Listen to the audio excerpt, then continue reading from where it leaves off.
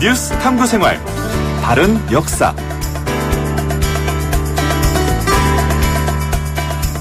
네, 뉴스를 각별한 시선으로 다시 들여다보는 시간인데요. 뉴스 탐구생활, 오늘은 바른 역사 시간입니다. 역사라는 프리즘을 통해서 뉴스를 똑바로 들여다보겠다. 이게 이 코너의 취지죠. 전우영 한국학중앙연구원 개건교수 모셨습니다. 안녕하세요. 네, 안녕하세요. 네, 사실 이제 스튜디오에 여러분들을 모시는데 저는 이 교수님 모실 때 제일 긴장돼요. 좀 뭔가 이렇게 좀 열심히 좀 더 이렇게 고상하게 해야 될 것 같은 느낌이 막 들어가지고요. 자, 이제 질문 본격적으로 들어가겠습니다. 오늘 사실 해주실 얘기가 계엄령 관련된 얘기라고 제가 들었는데요. 네. 이게 문제가 되고 있죠, 요즘에? 어떻습니까? 계엄령 문건 관련해서도 좀 문제가 되는 것 같기도 하고요. 문건 작성 경위, 그리고 두 번째로는 이 수사가 좀 애초에 하명 수사였었는데, 그렇죠. 대통령이 직접 지시한 수사였었는데 수사가 좀 부실했다고 하는 지적. 이 두 가지가 이제 좀 제기되어 있는 문제죠. 그렇죠. 그러니까 임태훈 군 인권센터 소장이 계속해서 문제를 제기하고 있는데 이게 탄핵 국면에서 나온 이 계엄령 관련 문건이 청와대가 연루됐냐 아니냐부터 시작해서 좀 북한의 급변 상황에 대처한 계엄령 확인까지 해라 이런 얘기가 나오면서 좀 문제가 되는 것 같아요. 자, 그래서요 우리가 이제 계엄령이라고 하면 사실 떠오르는 이미지가 상당히 안 좋지 않습니까? 그래서 계엄령의 진짜의 의미가 뭔지, 계엄령이라는 말이 뭐부터 시작된 건지 이것부터 좀 여쭤보기 시작하겠습니다. 이름을 이렇게 번역한 데서 좀 오해 또는 이제 잘못 이해하는 경우가 생긴 것 같아요. 특히 저희 세대는 이제 계엄령에 대해서 다들 이런저런 기억을 가지고 있는데, 네. 80년 이후 출생자들, 이제 뭐 전 인구의 반은 안 되더라도 그렇죠. 3분의 1 이상은 네. 되죠. 이제 이분들은 계엄령이 뭔지 잘 모르실 것 같아요. 근데 이게 이제 영어로는 마샬로거든요. 네. 마샬로는 뭐 이거 하나만 한 얘기지만 마르스가 로마 신화에 나오는 전쟁의 신이잖아요. 네네. 그리스 신화에서는 아레스라고 그러고, 네. 화성도 마르스죠. 이걸 따서 붙인 이름이에요. 그러니까 전쟁법이라고 보시면 돼요. 네네. 그러니까 영어 원래대로 번역을 하려면 전쟁법 또는 군율 이렇게 보면 되거든요. 군율. 예, 그러니까 우리나라나 아시아 국가에서도 굉장히 오래전부터 써오던 단어예요. 계엄이라고 하는 단어는. 네네네. 특별한 좀 그 의미가 있는 단어라기보다는 경계를 의미한다 하는 정도의 단어였고요. 네. 계엄이라고 하는 건 오히려 군율이라고 하는 거는 계엄과 다른 의미로 쓰였죠. 네. 비상시국이나 전시 상황에서 민간인들을 그런 일은 거의 없었지만 네. 이제 전쟁에 동원할 경우에 이제 군율에 따라 의율한다. 군법에 따라 처리한다라고 하는 이야기를 하는 경우가 간혹 있어요. 요즘도 사극 같은 데 보면 가끔 그런 얘기를 하는 게 있어요. 그러니까 군법이라고 하는 것은 아주 비상 상황에서 네. 군 지휘관이 명령을 하면 그 명령에 따라야 하는 것이죠. 그러니까 이를테면 돌격 앞으로 했는데 돌격을 안 하고 머뭇거려도 사형이 되는 것이고. 그렇죠. 그다음에 후퇴하지 마라라고 이제 독려하는데 겁에 질러 후퇴해도 사형감이 돼요. 민간인이라면 이런 것들이 재판을 거쳐서 사형감인지 장량감경이든 그렇죠. 장량에서 처벌을 하는데 군 전시 상황에서는 이게 전부 즉결 처분감이 되거든요. 바로 이 군율을 민간인들에게 적용하는 것이 계엄령이에요. 그러니까 마셜로였었는데 이걸 일본인들이 계엄령이라고 번역을 이상하게 했어요. 그러니까 왜 그랬나 좀 생각을 해봤는데 네. 뭐 확실한 근거가 있는 건 아니고요. 이제 제 생각으로는 일본이 주로 이제 무사 중심 국가에서 근대 국가, 군국지 국가를 만들다 보니까 사무라이. 예. 이렇게 군율을 민간인에게 적용하는 거에 대해서 특별한 거부감이 없었던 것 같아요. 그래서 이게 그냥 경계를 엄격히 하는 정도다 이렇게 생각을 했던 것 같은데 네네. 그래서 계엄령이라고 번역을 해버렸어요. 실제로는 이제 군율 민간 적용이라고 하는 것이 정확한 표현이고요. 그래서 이게 계엄령 초기 주로 이제 유럽 국가들에서 이제 근대적 상비군, 중앙군이 만들어지는 것이 16, 17세기 이후거든요. 네. 근데 그때도 이런 건 잘 안 했어요. 근데 식민지 점령을 시작하면서 이제 식민지 원주민들의 저항에 부딪혔을 때 이걸 무슨 민간인법으로 이제 재판하고 이러는 것이 번거롭고 귀찮으니까. 그러니까 식민지 원주민들을 대하는 이제 제국주의 본국의 법령 체계 비슷한 거였어요. 그래서 식민지에 들어간서는 이제 그 영국 군, 프랑스군의 군법에 따라서 처리한다. 그러니까 정식 재판 이런 거 안 걸치고 군율에 따라 군인이 죄 있다고 생각하면 네네. 바로 이제 군법으로 처벌하는 이런 체제였었고요. 그래서 이게 이제 20세기에 들어와서 자국 내 내란 또 내란에 준하는 상태, 전시 또는 준전시 상태에서는 자국민에게도 적용한다 해가지고 간단히 얘기하면 이제 다시 정리해서 말씀드리자면 이제 군이 행정과 사법 전권을 행사할 뿐만 아니라 계엄 포고령 등으로 입법권 일부도 마음대로 행사하는 그런 체제. 그런 이제 명령이다 이렇게 보면 되겠죠. 그러니까 군이 입법, 사법, 행정을 모두 다 그냥 다 좌지우지한다. 그리고 특히 아까 말씀하신 군율, 군대, 군사의 그런 뭐 율법이라 해야 되나요? 뭐 군율이죠. 군법이라고 보시면 될 것 같아요. 전시군법을 민간인에게 적용하는 것. 민간인에게 적용하는 그런 시스템이다. 체제다. 사실은 들어보면 상당히 무서운 어마무시한 그런 얘기인데. 군의 정치 개입 금지가 근대 민주국가의 기초적인 그렇죠. 원칙이잖아요.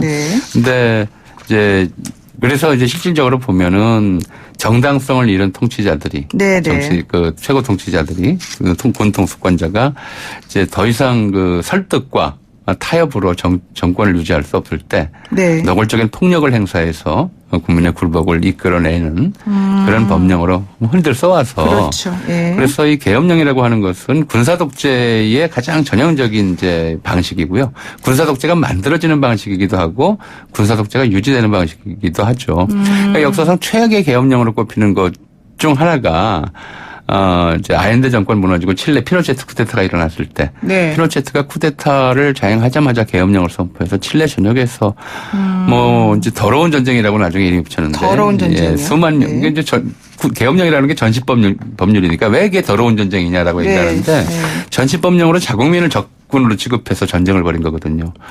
그래서 자국민 수만 명을 학살한 사건이 있었죠. 우리도 뭐 계엄령 그러면 대표적인 것이 이제 80년 이제 5.18 민주화 운동이 바로 이제 계엄령 하에서 계엄령 확대 반대 대항에서 일어났던 것이고 여기에서 이제 학살이 이루어졌고요. 또 제주 4.3도 사실 계엄 하에서 이루어진 사건들이었고요. 그렇죠. 뭐 5.16 쿠데타도 계엄과 관련해서 일어났고 또 12.12 쿠데타도 사실 바로 비상계엄 전국 확대와 관련해서 일어났기 때문에 계엄령 그럼 바로 이제 쿠데타를 연상하게 되는 것이고 또 사실 그랬고요. 지금 이 일리 쓰시는 우리 애청자분께서요. 계엄령은 대통령의 고유 권한 합법적인 거 아닌가요? 일반 국민으로서 이해가 안 가네요. 이런 얘기를 하시네요. 네.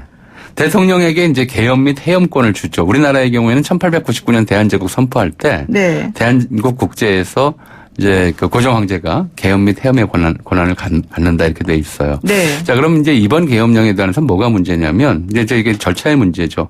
그러니까 황교안 대통령 권한 대행이 자신의 대통령 고유 권한을 행사해서 기무사에게 이것도 좀 문제인데요. 어쨌든 왜 기무사냐 하필이면 이것도 문제이긴 한데 기무사에게 계엄령 대비 문건을 작성해라라고 지시했다면 이거는 문제가 이제 내라는 그 황교안 대표의 당시 대통령 권한 대행의 도덕성 문제는 될 수 있어도 내라는 뭐라고 할 수는 없을 거예요. 그런데 황교안 대표가 지시하지도 않았는데 어딘가에서 누군가가 자기 마음대로 뭐에 대비해서 대통령의 고유 권한인데도 말이죠. 대통령의 대통령 권한 대행의 지시 없이 또는 제가 없이 이런 문건을 작성했다면 이건 내라는 뭐에 해당하죠. 그런데 사실은 그 대통령 직무 권한 대행이라고 하는 위치는 적극적으로 뭔가를 행사하기는 조금 어려운 자리여서 물론 황교안 당시 권한 대행이 실제 그런 데 관여했는지 안 했는지 정확하지 않습니다. 그리고 부인하고 있는 상황이긴 하니까 조심스럽지만 만약에 가정을 해서 그렇게 했다 그래도 조금 문제가 되는 거 아닌가요?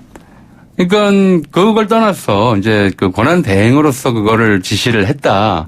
그거는 말씀드렸듯이 도덕성의 문제이죠. 그러니까 법적으로 제가 뭐냐면 그게 문제가 되지는 않을 거라고 생각을 해요. 권한 대행으로서 이게 사태를 자기가 보는 시각에서 본인이 생각하기에 좀 필요하다고 이게 하면. 근데 당시 촛불 그 시민운동이 이게 굉장히 불온하고 이적행위다.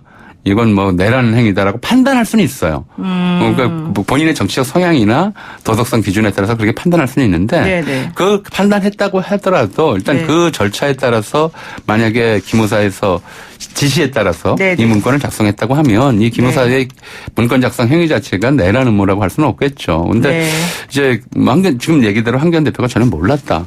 모르는 상태에서 누군가에 의해서 이게 작성되고 또 이제 준비됐다면 네. 뭐 실제로 지금 나오는 보도를 보면은 그 대비 문건에 따라서 군대를 출동시킬 수 있는지 현지 조사까지 했다는 거 아닙니까? 그렇죠. 네. 그 정도까지 됐다면 이거는 내란 음모 차원으로 봐야죠.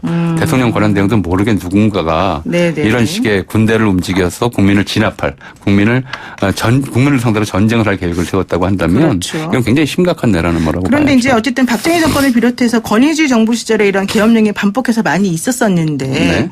이게 그 군부족대 위기 상황에서 좀 특히 이제 영향력을 많이 발휘했던 것 같고요. 특히 5.17 내란 당시 김종필, 고 김종필 네. 국회의원이나 뭐 김영삼 당시 의원도 감금이 되기도 하고 그렇지 않습니까? 이게 지금 독재 정권에서 악용하는 경우가 많기 때문에 더 문제가 되는 거예요. 악용하는 경우가 많다고 보는 건 좀 표현이 좀 부족하고요. 예. 항상 악용을 했죠.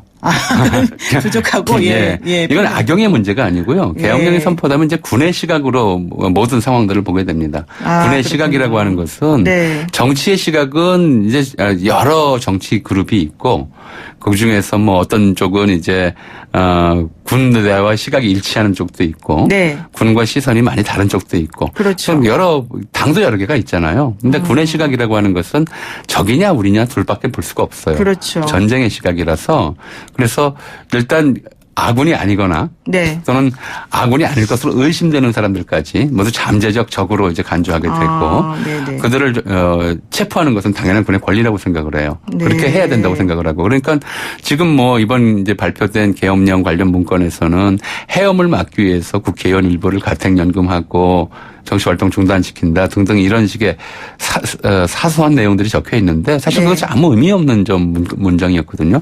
일단 계엄령이 선포되면 정치활동은 당연히 금지됐고요. 국회에서 해업을 결의할 수 없도록 일단 계엄령의 비판적인 국회의원들은 그렇죠. 전부 체포하고 감금 정도로 끝나지는 않고요.